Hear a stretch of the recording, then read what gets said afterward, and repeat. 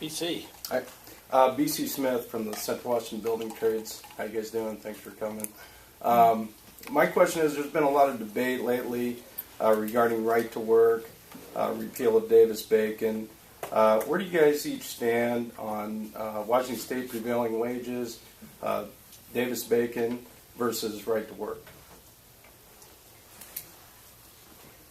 The other day at the Republican convention, I needed new glasses, so I had an appointment. I unfortunately scheduled it during the first night of the convention. So I just got to hear bits and pieces of some of the comments. But Chris Christie made a comment, and I'm trying to quote to the best of my ability. And it's indirectly at your question, so if I don't hit it right on, please make me do it right to answer your question correctly. He said something to the fact that we're not necessarily for teachers' unions, we're for teachers. And that's me too. You know, I just want to, Washington has so much potential that we haven't even touched. I firmly believe that our best days could be in our future, and they don't have to be in our past.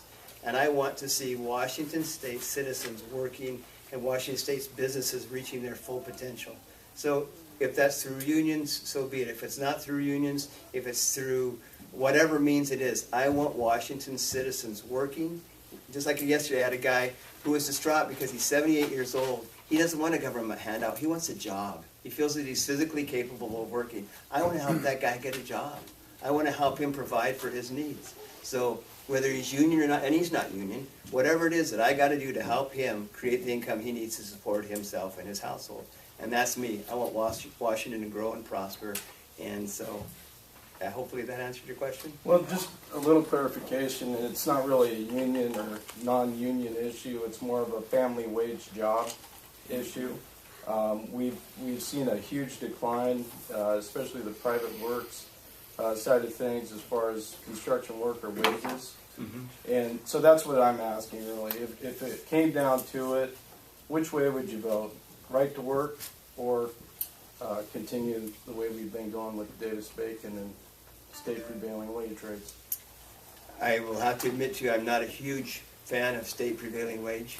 Okay, once again, I want, to me, I strongly believe in the free enterprise and free market system. Okay, I figure whoever can deliver a better product at a better price should the citizens of this country and this state should vote them into business. Okay, so prevailing wage doesn't make that quite so possible. So if you can deliver a better product at a better price, you should be the person who gets the job or whatever it is.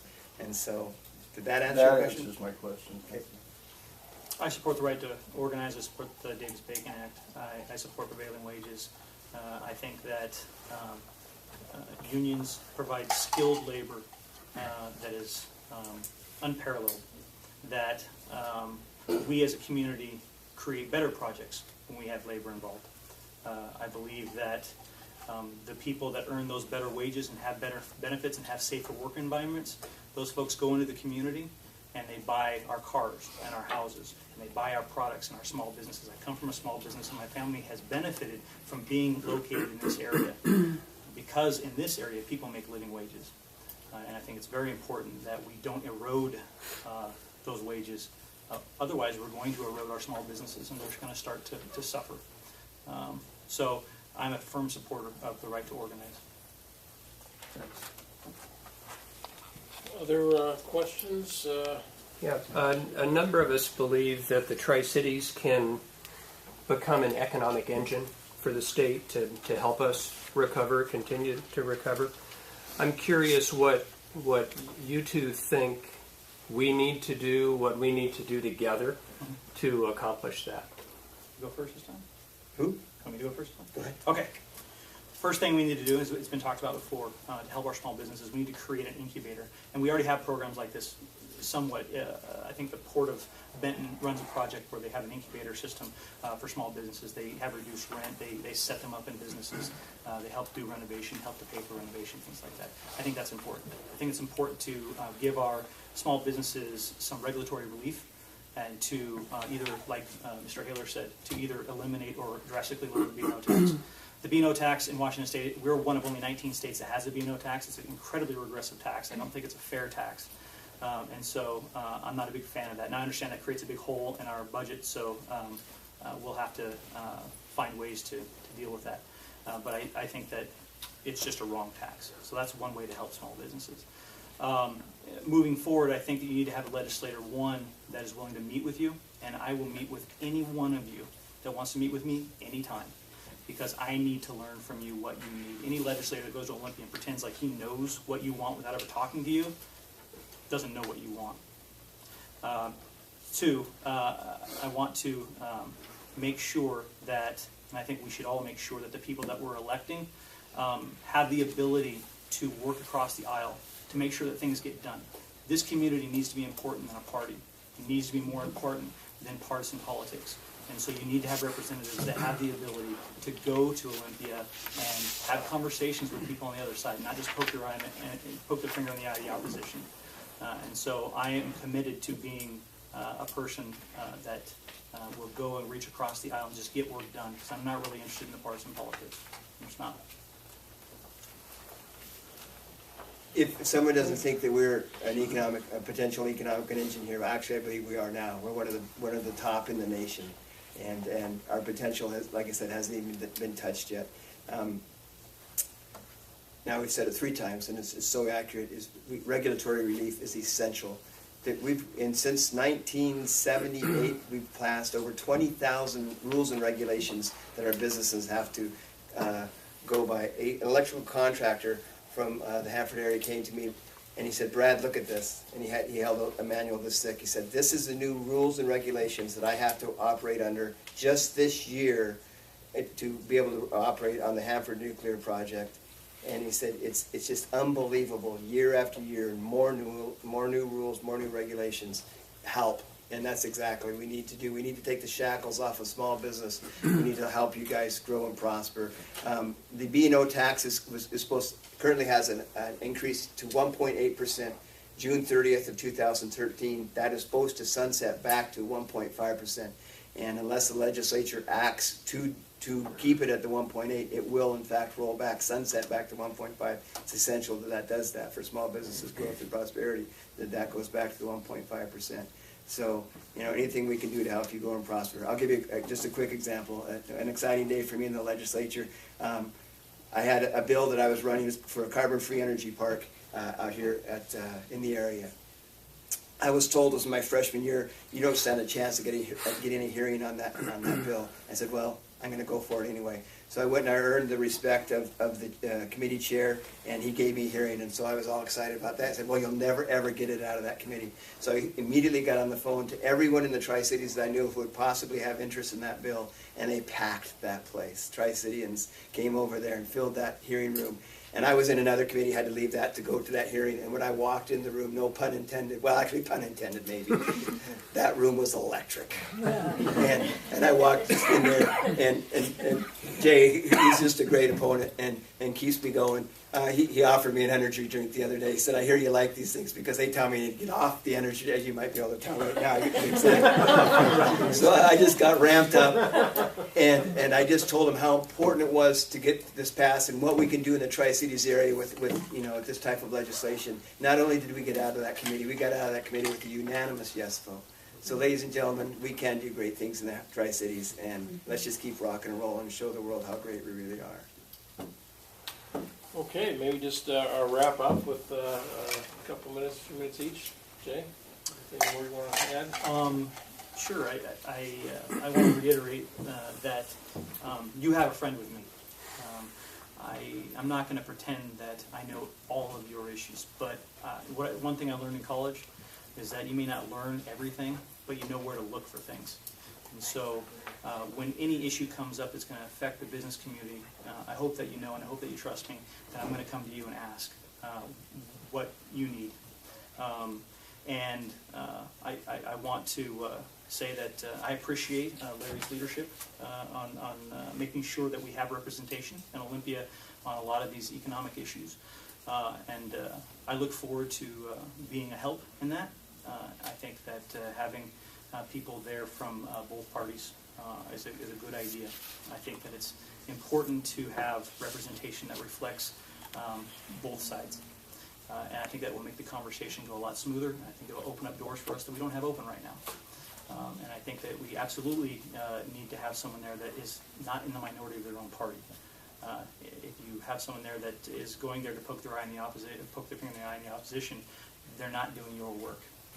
My job as your representative is to take your voice to Olympia, take the citizens' voice to Olympia, take the workers' voice to Olympia, and figure out how we can solve the challenges for this community. It's not to make an ideological point.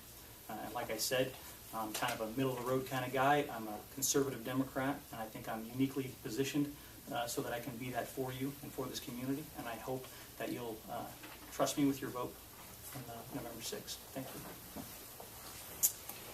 Well, in closing, I am Brad Klippert. I have, it's been an honor and a pleasure to serve you as your 8th Legislative District Position 1 representative the last 2 terms for 4 years. And I look forward to doing that with honor again. You are the people I serve, and you guys are awesome.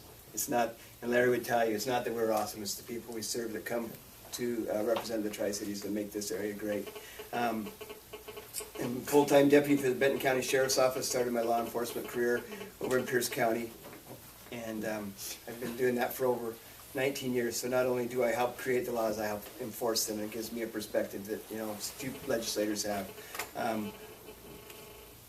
Let me see if I can make that even It's better. not electricity again. I hold it between my legs. It'll stop. He's got to use that again. Yeah. I'm Lieutenant Colonel Klippert, and I'm in the Army National Guard. I finished my 25th year of military service this year, and I'm on my 26th. That's what I'll be doing this weekend.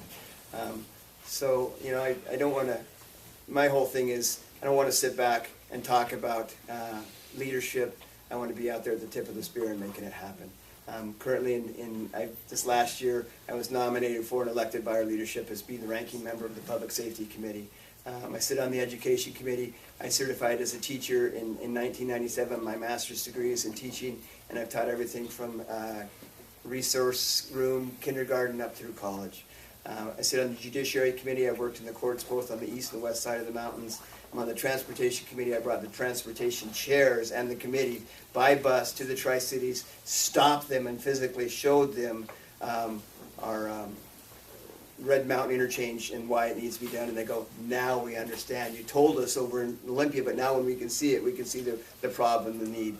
And I sit on the Veterans and Military Operations Committee. And so I'm uniquely, you know, with my breadth of experience and depth, I'm uniquely set up for this, and it's an honor serving you. I look forward to serving in the future, and I just want you to know that I work across the aisle with people there. I had a Democrat call me yesterday and said, Brad, I've been asked to take a leadership position, but I told that person that if you're not there, I'm not going to take it. So I just need to know that you're going to be there with me. And I was just shocked. I was a Democrat that I haven't talked to since session closed, and he wanted to make sure that I was going to be there with him. So it's cool beans to be able to, you know, people to respect you across the aisle that much to call you and say, I want you there if I take this leadership position. So it's an honor serving you. I'd love to do it some more. Thank you. We, one of our guests asked if you could just ask Jay a question, obviously give Brad a chance to as well. So I appreciate the time. Since you're running for the office, and I've got a couple of things here that I really need to ask you. Now, we're talking about Obamacare and stuff like this. Now, what happens at the federal level usually affects what happens at the state, because the legislators are then backed into a corner, or some of them are doing whatever. But in 2013, every taxpayer is going to be faced with 18 brand new taxes, and that's not counting the expiration of the Bush tax cut. And I'm just wondering, you're talking about making a climate for employers to expand and maybe hire new people with 18 brand new taxes, which is combined between employers and the middle class, and it even slams some of the poor. And what are you going to do about that? Are you going to affect, maybe bringing a bill into office, talking about an anti-Obamacare bill?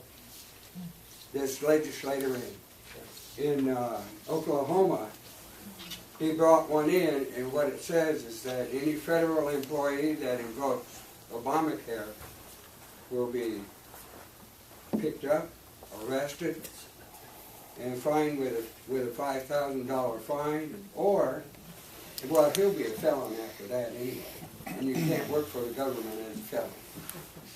How about we leave that as, But anyway, expressing your views, and what that's I need good. to know is that will he bring a bill into the legislature talking about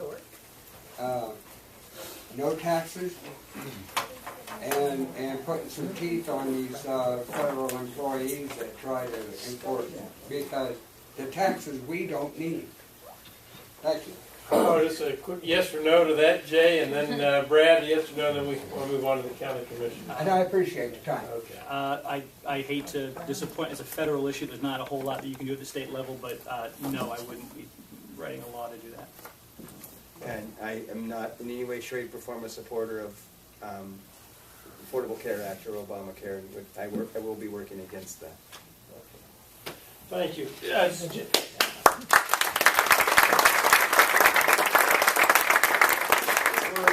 We're